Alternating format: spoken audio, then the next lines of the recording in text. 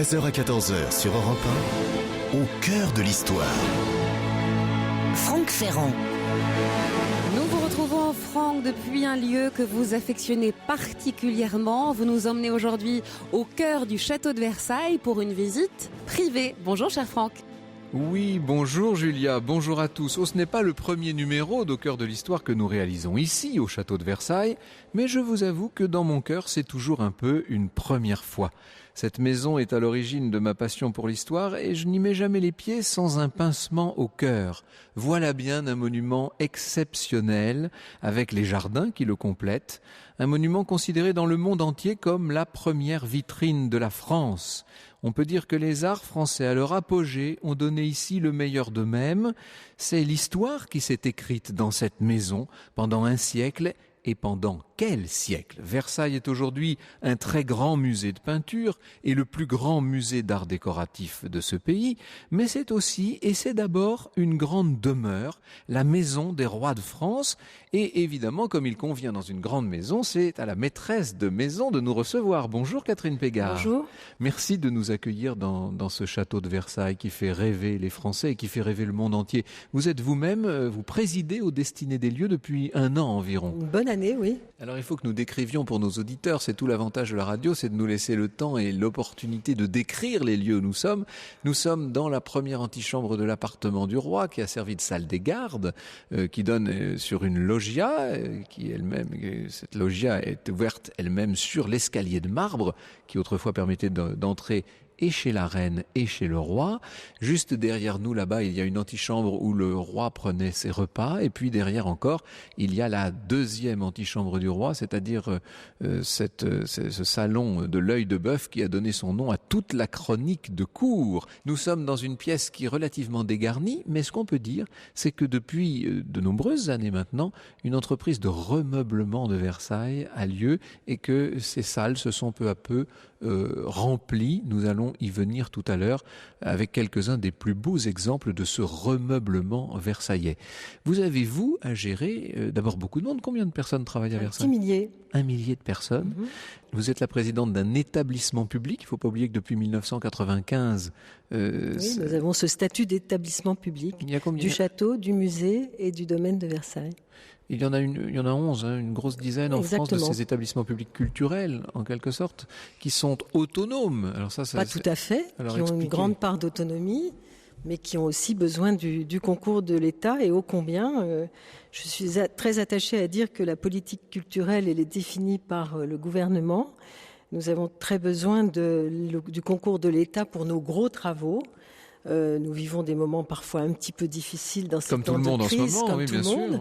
Et donc, nous, comme tout le monde aussi, nous apportons notre concours dans des circonstances exceptionnelles pour faire des économies au budget de l'État. Et donc, nous différons quelques-uns de ces travaux, mais nous essayons d'avoir la même offre culturelle et de poursuivre la même mission opiniâtre de remeublement de ce château, engagé, comme vous le disiez, depuis des années, et qui fait que ce château est en vie. Voilà, c'est une ruche en activité. Oui, vous n'avez pas, nous ne sommes pas dans la meilleure pièce pour en témoigner. Non, certes. Parce que cette pièce, comme vous le disiez, est vide. Donc. Cette salle des gardes du roi sera restaurée et effectivement, notre programme de restauration et de remeublement est un programme qui nous tient en haleine constamment. Année après année, et moi je peux témoigner qu'en 1 année j'ai vu ce château changer. C'est incroyable, c'est-à-dire ça va vite. Le château, on a coutume de dire, quand j'étais petite, ce château m'impressionnait beaucoup, c'était un grand château vide. C'est vrai, quand je suis venue pour la première fois, il y a très très longtemps, au château de Versailles, eh bien ce château était très vide. Et maintenant ce château se remeuble petit à petit, mais ce qu'il faut bien comprendre, c'est que c'est un travail constant de tous les instants, et qu'effectivement, d'un mois à un autre, on voit des pièces changer. Et que grâce au travail de Madame Saul en particulier, directrice du musée du château de Versailles, eh bien ce travail est mené avec constance, pièce après pièce, pour remettre au bon endroit le bon meuble que nous cherchons à travers le monde. Et pour cela, évidemment, en ayant le concours de nos mécènes. Bonjour Béatrix Saul. Bonjour. Puisque Catherine Pégard vous a cité, je suis ravi de vous accueillir. Je ne sais pas qui accueille l'autre du reste. Alors avec vous tout à l'heure, nous allons aller nous promener dans quelques-unes des grandes réussites, des restitutions qui viennent d'avoir lieu, notamment dans le salon de Mercure, cœur même du grand appartement et dans le salon des jeux de Louis XVI. Et puis j'ai à ma gauche Roland de l'Épée. Bonjour cher Roland, vous êtes le président de la Société des Amis de Versailles et vous aidez, vous, le château, de l'extérieur, si je puis dire, à récupérer un certain nombre d'objets d'art, de meubles, à lancer aussi de grands travaux. Nous allons y venir tout à l'heure puisque vous avez un énorme projet pour une des pièces les plus emblématiques de l'appartement intérieur de la reine. Vous parliez de mécénat, Catherine Pégard. C'est important, les mécènes à Versailles. Ça, c'est fondamental dans votre travail. Oui, c'est fondamental. Le mécénat est très important. Nous avons un de nos meilleurs soutiens avec Roland de l'Épée qui représente ici les Amis de Versailles. Les Amis de Versailles, ils sont chers à notre cœur parce que c'est l'histoire de Versailles. Et puis, on a d'autres mécènes parce que le mécénat a changé au fil du temps. Donc, on a aussi un mécénat d'entreprise qui est très important, qui est différent. Puis, on a des mécènes étrangers de plus en plus. Et ça, c'est une grande satisfaction pour moi, c'est de voir que de la même façon que le château de Versailles est visité par une grande majorité d'étrangers, pour la première fois, les visiteurs du château de Versailles, c'est 75% d'étrangers. Et bien, de la même façon, nous avons des mécènes qui maintenant viennent du monde entier parce que Versailles, je crois, est l'emblème de la culture française. Et nous, ici, nous le vivons parce que nous voyons arriver du monde entier des gens qui veulent aider Versailles. Combien de visiteurs à Versailles? Vous nous dites 75% d'étrangers. 6,5 millions de visiteurs par an. 6,5 millions de visiteurs, plus quelques centaines de milliers qui, grâce à nous, aujourd'hui, sont en direct à Versailles, dans cette salle des gardes du roi. Franck Ferrand, sur Europe 1, au cœur de l'histoire. Avant la pub, nous apprenions que vous êtes 6,5 millions de visiteurs chaque année à admirer ce lieu extraordinaire. Nous poursuivons notre visite du château de Versailles avec notre guide, l'excellent Franck Ferrand. Nous avons mis cette interruption à profit pour nous promener dans le château et gagner ce salon de Mercure. On est en plein cœur de l'enfilade si célèbre du grand appartement à Versailles. Alors, ça tombe bien que nous soyons un lundi parce qu'en temps normal, ici, Béatrix Saul, c'est la foule. Les gens se pressent littéralement, comme d'ailleurs sous l'Ancien Régime, lors des grandes fêtes et des grandes soirées, ce qu'on appelait les soirées d'appartement. Lors des soirées d'appartement, effectivement, toute la cour était rassemblée pour des jeux. On jouait, c'était le jeu du roi dans le salon de Mercure, mais pendant la journée aussi, puisque Versailles était ouvert au public, et on venait voir les collections royales qui étaient présentées dans le grand appartement du roi. Et par exemple, dans ce salon de Mercure, on aurait pu voir des œuvres du Titien, du Dominicain, des collections qui aujourd'hui se trouvent au Louvre. Nous sommes, disons-le, dans une harmonie de rouge ici. C'est écarlate. Quelle est la bonne dénomination? Nous sommes là avec un damas cramoisi. Cramoisi. C'est une symphonie de rouge, effectivement, qui correspond à ce que l'on peut voir d'après les inventaires. Et puis, il y a aussi une harmonie d'or et de rouge. Nous avons procédé aussi à la restauration du plafond. Les peintures de Jean-Baptiste de Champagne étaient difficilement lisibles. Elles ont retrouvé leur couleur, leurs ors. Et il y a eu aussi reprise de toute la corniche qui a été redorée en plein et où les fleurs de lys ont été restituées. Et c'est très important d'avoir cette harmonie des ordres parce que la corniche fait la transition entre les plafonds colorés, le damas rouge, et donc on a retrouvé une harmonie. Alors dans le tout premier Versailles, ce salon, dans le tout premier Versailles de ce qu'on appelle l'enveloppe neuve, ce salon, ce grand appartement était l'appartement du roi. Il ouvre au nord, sur le parterre du nord, de même que, de façon tout à fait symétrique, l'appartement des reines, l'appartement dit de la reine, ouvre au sud sur le parterre du midi. Ici, à partir de 1682, on décide que c'est l'appartement de la cour, en quelque sorte. Alors, à partir de 1682, cet appartement devient un appartement de parade qui ne sert pas véritablement. Mais tout de même, ce salon de Mercure était toujours dénommé chambre du lit. D'ailleurs, nous avons sous les yeux un lit, là, en ce moment. Et nous avons un lit. Et c'est chambre de parade, chambre du lit, bien que cette pièce n'ait servi pour dormir qu'en 3 occasions. En 1685 pour le mariage du duc et de la duchesse de Bourbon. Ensuite, un petit moment pour Louis XIV lorsqu'on a fait la réfection de sa chambre. Et en attendant que la chambre soit prête, il est venu s'installer là un tout petit peu. Et puis surtout 15 jours, lorsque le duc d'Anjou a été nommé roi d'Espagne. Oui. Avant son départ, le roi a mis à sa disposition quelques pièces de ce grand appartement. Et le roi était à ce moment-là tellement content d'avoir 2 rois à Versailles. C'est tout à fait extraordinaire. Voilà. Alors c'est le moment le plus extraordinaire de cette pièce. C'est dans le salon de Mercure qu'il y avait les pièces les plus extraordinaires du mobilier d'argent pendant 9 ans, de 1681 à 1689. C'est là qu'on avait une balustrade d'argent qui pesait 1 tonne. C'est là où il y avait les grandes cassolettes de Balin qui faisaient 1,62 m, des énormes brûle-parfums. Toutes les plus belles pièces du mobilier d'argent avaient été concentrées dans ce salon de Mercure. Ces pièces de mobilier d'argent que vous aviez évoquées il y a 5 ans maintenant pour l'exposition mobilier d'argent, quand Versailles était meublé d'argent. C'était tout à fait somptueux. Alors ce que nous avons sous les yeux, on peut dire que c'est une évocation de ce qu'a pu être la pièce au moment où le 2e petit-fils de Louis XIV devient donc le roi d'Espagne. On a un lit, alors disons-le, le lit, c'est un lit qui date de Louis-Philippe en vérité. Alors le lit a été commandé par Louis-Philippe pour la chambre du roi, l'autre chambre, celle qui est au centre du château. C'est un meuble extrêmement précieux, mais dont on ne connaît pas la véritable provenance. En l'absence du lit d'Ancien Régime, qui a disparu, on a estimé que c'était le lit le plus riche, le plus monumental qui pouvait évoquer le lit d'ange, de brocart bleu et or aux amours, un meuble absolument extraordinaire, mais qui avait déjà disparu même avant la Révolution. Alors de part et d'autre de ce lit, 2 somptueux fauteuils avec ce qu'on appelle des carreaux, c'est-à-dire des coussins qui sont posés à même l'estrade, tout un ensemble de ployants. Alors il y en a un là juste en face de nous qui est dégarni, déhoussé, voilà, et puis tous les autres sont couverts de housses. C'est une évocation, disons-le. Oui, alors ce pliant a été trouvé au musée d'Autun. C'est sans doute le seul pliant qui viennent du garde-meuble de Louis XIV. Les pliants sont des tabourets avec un piétement en X. C'était, comme leur nom l'indique, des sièges qui se pliaient et qui servaient surtout aux armées, mais qui ensuite étaient devenus à Versailles des meubles d'étiquette.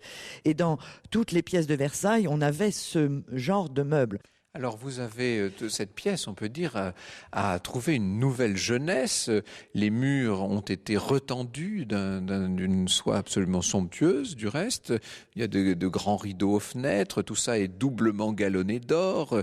C'est très riche. Vous avez réinstallé des torchères. Le but est de rendre l'atmosphère de l'époque, Béatrix Saul. Le premier but est de faire comprendre la fonction de la pièce.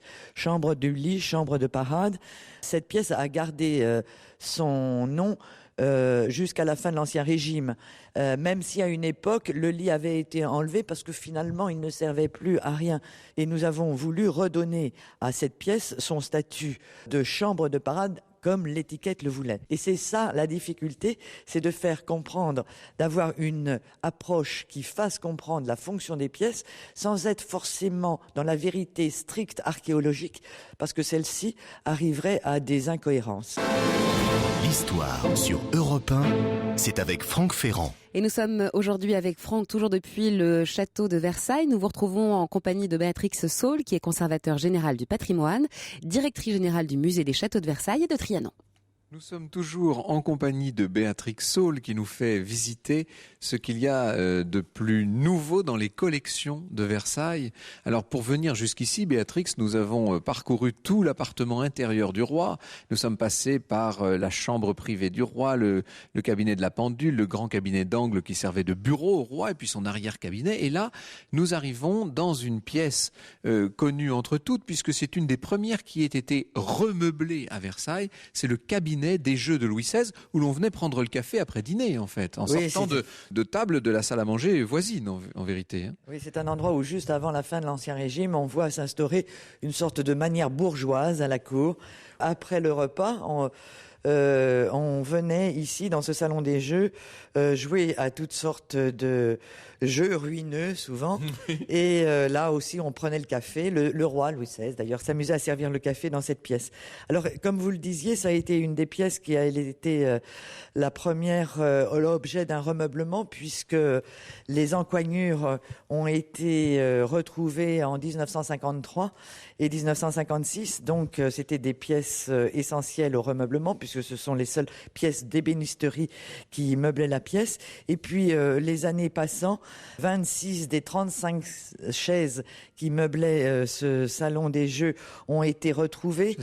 Les chaises de Boulard, restaurées, redorées, regarnies de leur brocart de Desfarges, réédité par la maison Tassinari, qui travaille beaucoup actuellement pour toutes les restitutions. On le voit notamment sur les grandes tentures aux fenêtres qui sont absolument somptueuses. Alors tout ce travail a été dans un premier temps mené par Gérald van der Kemp et Daniel Meyer. Il faut souligner évidemment ces deux noms. Gérald van der Kemp qui prend en main le château de Versailles en 1953, justement à la mort accidentelle de son prédécesseur, et qui va faire un travail considérable pour faire revenir du mobilier à Versailles, et puis Daniel Meyer qui nous a quittés très récemment et auquel il faut rendre hommage, qui a été son disciple immédiat, disons-le. Oui, c'était son lieutenant pour tout ce qui était le remeublement.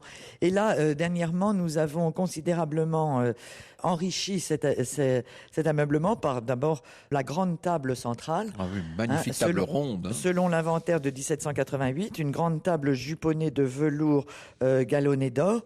Une table de brelan qui nous a été offerte par Jacques Garcia, qui travaille beaucoup avec nous au sein du comité de remeublement pour tout ce travail de remeublement, et qui nous aide aussi à ça touche en quelque sorte la disposition des pièces, le retombé d'une draperie, etc. Tous les meubles qui sont là sont les bons meubles. J'appelle les meubles authentiques. C'est les bons meubles à la bonne place, c'est-à-dire ceux qui étaient là. Alors, on a l'impression depuis quelques années maintenant qu'une véritable pluie de meubles et d'objets d'art s'est abattue sur Versailles. C'est une bénédiction. C'est depuis que vous avez pris cette maison en main, Béatrix Saul. C'est incroyable. Qu'est-ce qui s'est passé? Expliquez-nous d'où viennent tous ces meubles. C'était déjà amorcé. Il y avait des négociations avec le Mobilier National qui avaient déjà été amorcées, mais il est certain que la contribution du Mobilier National, qui nous a apporté une centaine de pièces de mobilier royal, permet de travailler sur la densité du mobilier. Moi, je dis toujours que ça, c'est un élément essentiel. Oui, parce que quand nous avons, nous, sous les yeux, là, cette pièce qui est maintenant presque entièrement remeublée, avec dans le moindre détail, avec ses objets d'art, avec tout son mobilier, etc., avec évidemment les très beaux paysages de Van Blaurenberg sur toutes les boiseries, on a l'impression que c'est normal. Mais encore une fois, n'oublions pas qu'il y a 50 ans, cette pièce était absolument vide, il ne restait plus rien. Donc il a fallu pièce par pièce tout reconquérir. Ça, c'est un travail faramineux. Oui, si on fait le compte aujourd'hui, on a presque tout. Ce qu'il nous manque, je dirais, j'ai encore 2 vases sur la cheminée, j'ai encore 2 vases sur la console. Tout ceci fait que là, je dirais, on y est presque. Oui, à 99,5%. Alors, nous étions tout à l'heure dans le grand appartement, nous sommes maintenant chez le roi. Je vous propose d'utiliser l'interruption pour nous rendre en courant chez la reine où se préparent des merveilles. Franck Ferrand sur Europe 1. Franck Ferrand qui nous emmène aujourd'hui au cœur du château de Versailles. Et Franck, vous êtes en quelque sorte nos yeux et nos oreilles aujourd'hui. Et moi qui si souvent, Julia, m'oppose à la présence de caméras et de webcam dans les émissions de radio, là je vous avoue que je regrette qu'aujourd'hui il n'y ait pas une équipe audiovisuelle, car ce que nous avons sous les yeux est proprement indescriptible. De la perfection chez le roi avec ce cabinet des jeux de Louis XVI, nous passons à une perfection chez la reine. Nous sommes dans le cabinet de Marie-Antoinette, ce qu'on appelle le cabinet doré, Béatrix. Oui, le cabinet doré. Il était tellement doré qu'il a été appelé cabinet doré dès le XVIIIe siècle. C'était en fait le cabinet intérieur de la reine. Oui. C'est là où elle se tenait avec ses amis et où elle aimait en particulier faire de la musique. Cette pièce a été décorée de boiseries dans un goût néo-grec et elle a été restaurée en 2006 par Frédéric Didier. Et depuis, elle était restée démeublée. Et donc, ça a été aussi il faut rendre hommage à l'architecte en chef du château, Frédéric Didier, qui, bien sûr, dirige l'ensemble de ces travaux de restauration à chaque fois. C'est une énorme responsabilité, bien sûr. Et donc, ce travail avait été fait et la pièce était restée démeublée. Et donc, une des premières tâches que l'on a voulu mener à bien, ça a été le remeublement, puisque les sièges étaient en possession de Versailles, depuis un dépôt par Fontainebleau. Donc on a les bons sièges. Là, c'est comme tout à l'heure, c'est-à-dire qu'on a le bon mobilier à la bonne place. Exactement. Pour l'essentiel en tout cas. Exactement. Et donc tout ceci a été regarni de velours vert anglais, ainsi qu'on le sait d'après les fournisseurs, parce que comme vous le savez, il n'y a pas d'inventaire pour, tout ce qui est le garde-meuble de la reine, parce que c'était un garde-meuble à part, et celui qui s'en chargeait a sans doute pris la précaution de tout brûler pour que ce ne soit pas à charge pour la reine pendant la Révolution. Donc de ce fait, on est très démunis en ce qui concerne les inventaires, mais heureusement, on a les papiers des fournisseurs. Et de là, donc, on sait que le fournisseur avait un velours de soie vert anglais qui est extrêmement délicat et qui était presque incomparable, galonné à la Bourgogne, c'est-à-dire avec ses larges galons. Et puis, il y a eu aussi tout l'ameublement de l'alcôve avec les draperies tombantes et le sofa. Et donc, le sofa qui est donc dans une alcôve en miroir, absolument spectaculaire, qui à l'époque devait être stupéfiant, parce que des miroirs de cette taille et dans cette quantité, c'était quand même pas banal. Donc là, on était au niveau le plus riche qui pouvait être, puisque Marie-Antoinette voulait toujours avoir des meubles les plus luxueux, les plus au goût du jour. C'était une pièce intime, mais il y avait une pièce encore plus intime qui était le boudoir de la reine. Alors justement, on va s'y rendre, si vous voulez bien. Quand vous voyez le succès d'une restauration parachevée comme celle-ci, Roland de Lespée, vous qui présidez la Société des Amis de Versailles, ça vous donne du courage pour entreprendre la restauration d'une autre pièce du même appartement, petit appartement de la reine? Beaucoup de courage, parce qu'on sait que la matière première est là et que par conséquent, on peut la restituer. Pour ce faire, la France possède encore de très très bons artisans. Comme vous le disiez, sous la conduite de Frédéric Didier, on va pouvoir entamer une très belle restitution. Alors nous sommes ici dans ces petits appartements de Marie-Antoinette. Il faut expliquer que ce sont de petites pièces entresolées, assez basses de plafond. Ce sont des petites pièces qui sont tout à fait différentes des grands appartements. Et on peut imaginer qu'il pouvait y avoir des courtisans qui vivaient toute une vie entière à Versailles et qui ignoraient ces petites pièces. Parce que on n'était admis là que quand on est très proche de la souveraine. Très proche de la reine. Vraiment, les amis, la famille, mais les amis, une petite coterie très très étroite. Et d'ailleurs, on comprend bien, ces pièces étaient... Là, nous passons, parce que nous marchons tout en parlant, nous passons par la bibliothèque qui est le cadeau de mariage de Louis XVI à son épouse. C'est ça? Alors, la bibliothèque, oui, mais surtout le boudoir qui a été donné pour le mariage du dauphin, tellement attendu. Alors, ce boudoir, il a pris le surnom de Méridienne. C'est une toute petite pièce, mais c'est l'avantage de la radio. Avec la télévision, ce serait plus difficile, mais avec la radio, on va pouvoir se rendre dans cette pièce. Elle a besoin de restauration en ce moment ? C'est une des pièces, je dirais, qui a le plus besoin de restauration. Aujourd'hui, il y en a deux. Il y a le cabinet intérieur du roi et la Méridienne, qui sont vraiment des pièces d'une immense richesse, d'un poids historique considérable et qui, je dirais, font tâche aujourd'hui dans le remeublement et toute la restauration qui est faite. Là, vraiment, c'est une des pièces la plus riche et en même temps dans un état, il faut bien reconnaître, très très miséreux. Alors on va s'y rendre, si vous voulez, dans ce cabinet de la Méridienne qui est là juste derrière. Nous passons par de petites pièces extrêmement exiguës. Alors, à quelle occasion est-ce que Louis XVI a offert à son épouse ce décor tellement raffiné ? On peut sans doute parler d'un des décors les plus raffinés de tout le château de Versailles, en vérité. Tout à fait. On est en 1781, qu'est-ce qui se passe ? Il faut raconter ça. Voilà, Marie-Antoinette est enceinte. Oui. Ce n'est pas sa première grossesse. C'est sa deuxième grossesse. Et tout le monde est très excité. Son époux, Louis XVI, lui offre cette pièce. Et la reine... Avec l'espoir qu'elle donne un dauphin à la France. Avec l'espoir qu'elle donne un dauphin. Et elle va beaucoup, beaucoup s'en occuper de cette pièce. C'est-à-dire qu'elle veut pouvoir être seule dans cette pièce. Et on a une note très précise dans le garde-meuble de la couronne qui dit « Désirant que le passage de sa chambre à coucher fût commun à sa bibliothèque et à son nouveau cabinet, Ne voulant pas que l'on passe par son cabinet pour aller à sa bibliothèque, Sa Majesté, désirant être seule quand elle le jugera à propos, sans gêner son service et sans être gênée. Et donc, c'est la pièce... Une véritable pièce de retraite. Exactement. Et c'est la pièce la plus emblématique pour ça de ces appartements privés, car aujourd'hui, Franck, vous êtes dans l'intimité de la reine Marie-Antoinette.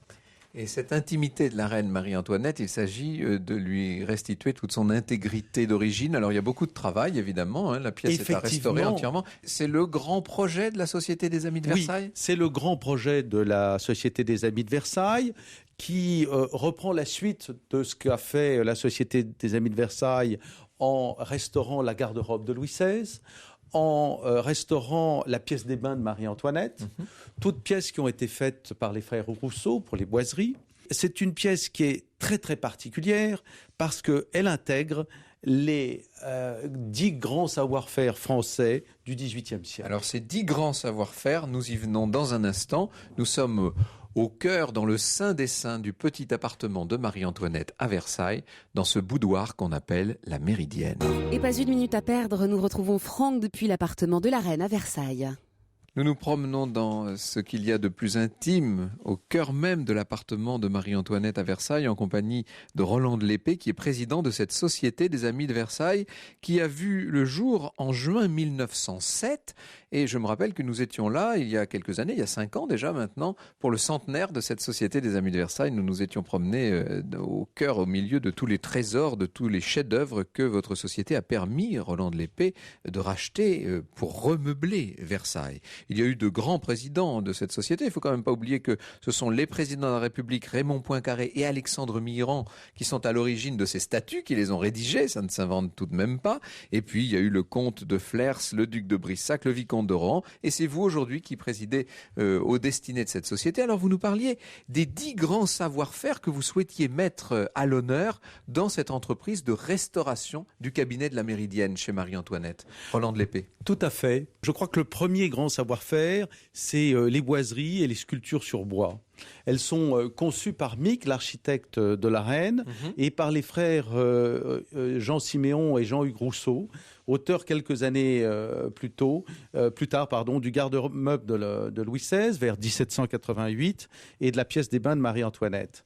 Alors, la qualité de la sculpture est tout à fait étonnante.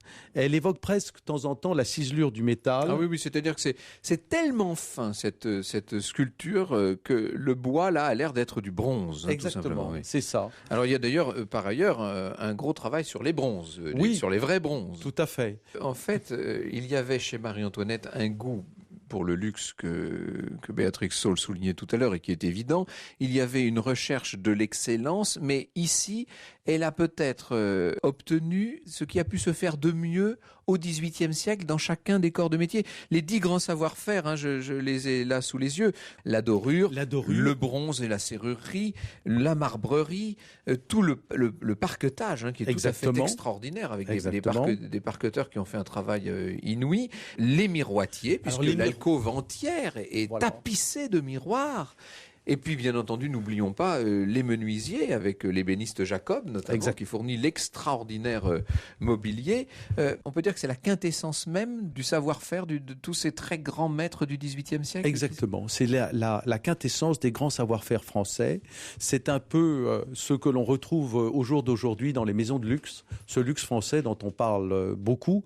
Mais c'est aussi les grands artisans, les maîtres d'art, la formation de la main qui permet aujourd'hui de pouvoir restituer ces décors anciens au passé. D'ailleurs, voyez-vous, cette grande alcôve avec les glaces, c'est Madame de Saint-Imbaud qui était propriétaire de Saint-Gobain qui a fourni cela. La chaise qui est ici et le fauteuil qui est un petit peu plus loin sont les expressions même du goût de la reine. Ici, nous sommes dans le 3e ameublement. Alors, il y aura un gros travail pour les tapissiers également et pour les passementiers. Il ne faut pas oublier les brodeurs. Et pour les brodeurs. Parce qu'il se trouve que nous avons encore des échantillons du tissu ancien qui vont permettre de restituer le tissu, la broderie, Pour restituer la broderie complète de la pièce, il s'agit de 2 fauteuils, une chaise et le grand sofa que vous voyez là. Il faut compter à peu près 70 000 heures de travail. Ah oui, c'est considérable. C'est un travail de Pénélope. 70 000 heures de travail. Quel est le budget d'une restauration globale comme celle-ci? La pièce est très petite, mais elle est tellement raffinée, tellement luxueuse qu'il y a beaucoup de travail. C'est quoi le budget? Le budget global, c'est 800 000 euros. Et ces 800 000 euros vont être apportés par la société? Nous espérons beaucoup. Nous faisons, grâce à vous ici, un appel au mécénat à tous les Français qui sont intéressés par leur patrimoine. Tout don à partir de... Il n'y a pas de limite. Il n'y a pas de limite. On peut le faire sur le site www.amidversailles.com. Nous ouvrons Ami de Versailles au pluriel. Oui, Ami de Versailles au pluriel.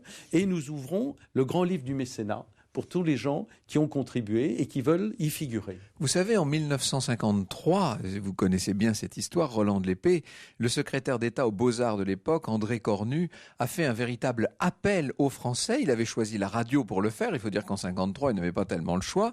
Et il avait lancé un appel à la générosité des Français pour sauver un château de Versailles qui, à l'époque, était globalement en grand danger. Et ça a été une mobilisation nationale tout à fait extraordinaire sur une échelle considérable, puisque on a vu les gens faire la quête dans les écoles, à l'armée dans les chambrées, tout le monde y est allé de son petit ou de son gros chèque, et André Cornu, grâce à cela, a réussi à lancer la grande campagne de sauvegarde de 53-54, grâce auquel on peut dire que le château de Versailles a été sauvé. Ce que vous faites, vous, alors c'est à l'échelle d'une des pièces du château pour l'instant, mais en tout cas c'est le même type d'appel. Vous dites aux gens, mobilisez-vous, il y a ici une excellence à sauver. Exactement. Non seulement une excellence à sauver, mais une excellence à transmettre. Et nous sommes tous présents sur le patrimoine français. Nous devons tous être acteurs du patrimoine français. Et une manière de le sauver et de le transmettre, et j'insiste bien sur la transmission des savoirs, c'est de participer à cette restauration, même pour des sommes modestes. Soyez nombreux, aidez-nous, et vous serez tous des amis de Versailles et des mécènes du boudoir de Marie-Antoinette. Alors quand on a vu tout à l'heure l'incroyable réussite de la restauration du cabinet doré de la reine, on n'a plus qu'une envie, c'est de voir cette méridienne, ce petit cabinet à pan coupé avec son alcôve de glace et sa forme en octogone. On a très envie de la voir totalement restaurée, rutilante, brillante. Ça va être un joyau, mais d'une taille sans équivalent dans le monde. Grâce à vous, Roland de Lespée, et grâce à la Société des Amis de Versailles et à la mobilisation de tous ceux qui vont le vouloir, on verra renaître ce très bel endroit. Merci de votre belle initiative.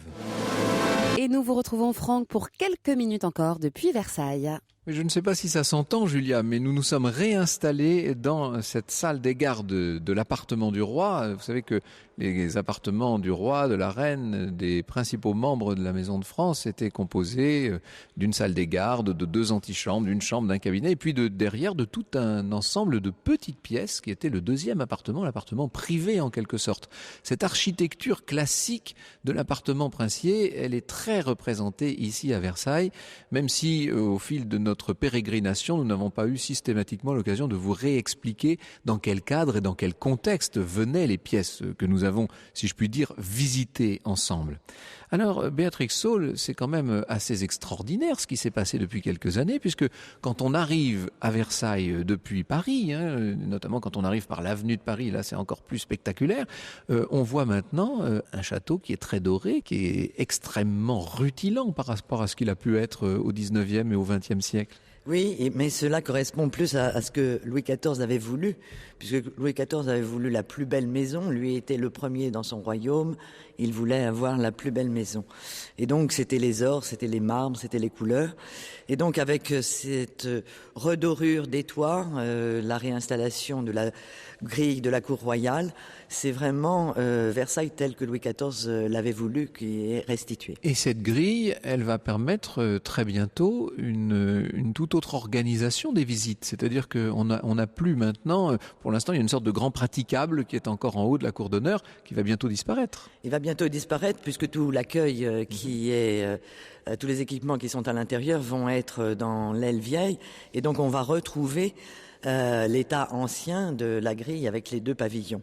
Et la restitution de cette grille était très importante parce qu'elle permet de comprendre ce qui étaient les extérieurs du château et que le château commençait à la 2e grille, le logis du roi commençait à la 2e grille. C'est toute l'intelligence de la maison qui apparaît comme ça très clairement en fait. Et cela permet aussi de parler d'architecture parce que le public auparavant n'avait qu'une hâte, c'était d'entrer à l'intérieur. Il ne regardait pas les façades. Aujourd'hui, lorsqu'il est dans la cour, il est déjà entré et donc a le loisir de s'intéresser à l'architecture, ce qui est un élément important de la visite. Il a un véritable spectacle sous les yeux. Ce qui est très beau aussi, c'est de venir le soir et de voir tout ça illuminé. C'est littéralement féerique. Alors, pour faire venir les Français, parce que tout à l'heure, Catherine Pégard, pour commencer cette émission, nous disait que 75% des visiteurs étaient des étrangers. Pour faire venir les Français, il y a un moyen très efficace, ce sont les expositions dont vous vous êtes faites en ce qui vous concerne la reine, disons-le. Les expositions, c'est la manière de parler de sujets qui souvent ne sont pas illustrés. Par exemple, lorsqu'on avait fait l'exposition sur les tables royales, sur le mobilier d'argent. Aujourd'hui, avec Versailles et l'antique, ce sont les grands antiques du Louvre qui reviennent. Et ça, ce sont les collections royales qui ne sont plus aussi bien représentées qu'elles pouvaient l'être à l'époque et qui reviennent à Versailles et c'est quelque chose de considérable. Est-ce que vous avez des projets d'exposition que vous pourriez révéler aux auditeurs d'Europe 1 ? On en a tellement que je ne sais pas si je vais les énumérer. On a une année entière, l'année Le Nôtre, qui commence en 2013. 400 ans, oui. Évidemment, ça se fête, ça. Donc ce sera l'occasion de redécouvrir ce maître qui est bien au-delà du jardinier qui ratille, qui est vraiment un homme qui aime les arts, qui est à un niveau social que l'on n'imagine pas. C'était un très grand collectionneur, le nôtre, c'est vrai. Très grand collectionneur, absolument. C'est d'ailleurs pour ça aussi qu'on a besoin, encore une fois, du Louvre pour cette exposition, avec une collaboration exceptionnelle. Et puis dans les autres projets, eh bien 1715, la mort de Louis XIV. Oui, bientôt. Ça, ce sera après la célébration de 1914, dont on va beaucoup entendre parler, je pense. Mais en 15, on aura effectivement le tricentenaire de la mort de Louis XIV. Des projets de restauration aussi avec le plafond du Salon de l'Abondance, par exemple. Le plafond du Salon de l'Abondance qui va s'achever très prochainement, en mars. Et puis, on enclenchera sans discontinuer avec la restauration de la salle des gardes de la Reine. Celle-ci soumise à l'obtention d'un mécénat, mais touchons du bois. Je ne m'interdis aucun projet. Et justement, je dis toujours, ce sont les projets qui font naître les mécénats. On est dans cette dynamique. On attend beaucoup, Roland de Lespée, des mécènes et de ceux qui les mobilisent, vous avez vu. Tout à fait, et vous savez que nous les mobilisons sur plusieurs pays, puisque nous sommes très proches de nos amis américains, bien sûr, les American Friends de Versailles, et nous avons créé en 2010 les Amis européens de Versailles. Vous avez le projet, vous, c'est assez inédit pour la Société des Amis de Versailles, qui pendant très longtemps a été un cénacle qui n'a jamais été légalement fermé, mais enfin qui quand même concernait une société très choisie, presque cooptée. Vous êtes en train d'ouvrir tout ça, vous voulez des milliers d'adhérents maintenant. Tout à fait, nous avons supprimé le parrainage et nous voulons qu'un plus grand nombre s'approprie le patrimoine, leur patrimoine. Et pour cela, il est tout à fait facile d'accéder. Nous avons un site qui s'appelle www.amitversailles.com sur lequel nous voyons toutes les opérations de mécénat en cours qui sont variées. C'est vrai que nous sommes tous dingues de cet endroit, que nous aimons beaucoup, nous sommes tous des passionnés et que notre vie, c'est d'aider à la réussite des projets d'établissement public et de ceux de chacun. Catherine Pégard, 2013, année Le Nôtre, 2015, année Louis XIV, ce sont de grands rendez-vous qui attendent les Versaillais et les amoureux de Versailles. C'est une très grande chance d'avoir des grandes dates à fêter. Et pour revenir à l'année 2013, on a voulu que cette année soit consacrée à Le Nôtre dans toutes les saisons. Et c'est pourquoi, à côté de cette grande exposition qui révélera la personnalité d'André Le Nôtre, nous aurons toute l'année des tas de manifestations dans les jardins. On peut citer par exemple le début des travaux du bassin de la Tonne, c'est très important puisque nous pouvons refaire ce bassin de la Tonne qui était dans un état très critique et là aussi grâce à un très important mécénat d'une fondation philanthropique suisse, eh bien nous allons commencer les travaux du bassin de la Tonne. Je crois que c'est un hommage à Le Nôtre, un hommage vivant que de travailler dans ces jardins. Et puis, je peux aussi vous citer l'exposition d'art contemporain qui, cette année, sera dans les jardins aussi, puisque nous recevons Giuseppe Pennone, et que Giuseppe Pennone aime tellement les arbres et tellement Versailles qu'il a travaillé sur un arbre foudroyé pendant la grande tempête de 1999. Travail tout à fait spectaculaire, il faut le dire. Tellement spectaculaire que malheureusement cet arbre-là, pour l'instant, nous ne lui trouvons pas de place à Versailles, puisque nous ne pouvons pas le faire entrer dans le château. Vos devanciers, et notamment Jean-Jacques Ayagon évidemment, avaient fait entrer à toute force l'art contemporain dans Versailles. Vous trouvez que c'est sa place, vous, Catherine Pégard ? En tous les cas, je crois que l'art contemporain a pris sa place. Peut-être que quelquefois, il faut forcer un peu les choses pour qu'elles prennent leur place. L'hommage que rendra Pennone à le nôtre, à sa façon, c'est aussi une manière de mettre en relation et en résonance le passé et le présent, et c'est ainsi que je conçois l'art contemporain à Versailles. Merci infiniment, Catherine Pégard, de nous avoir reçus dans cette magnifique maison que vous présidez avec une maestria qui fait oublier que vous n'êtes ici que depuis 1 an. Vous êtes trop aimable. Bonjour Elena. Bonjour Franck, bonjour à tous. Alors, comme chaque jour, on s'occupe de vous avec les experts européens et aujourd'hui, on va vous concocter vos décos et vos cadeaux faits maison. On se retrouve dans un instant. À tout de suite. Eh bien, merci Elena et nous nous retrouvons demain, Julia. Avec grand plaisir, Franck, forcément, sur Europe 1. La Hotte de Noël Europe 1. Mais oui, un grand bravo à Marie-Claire, ça me met en joie, qui habite à Brest dans le Finistère, car elle remporte un séjour au soleil pour 2 personnes à l'hôtel Golf Maduston à Saint-Cyprien en formule demi-pension avec accès illimité au Golf 18 trous. Voilà. Bravo à vous. Bravo à vous. Bravo à vous. Bravo à vous. Bravo à vous. Bravo à vous. Bravo à vous. Bravo à vous. Bravo à vous.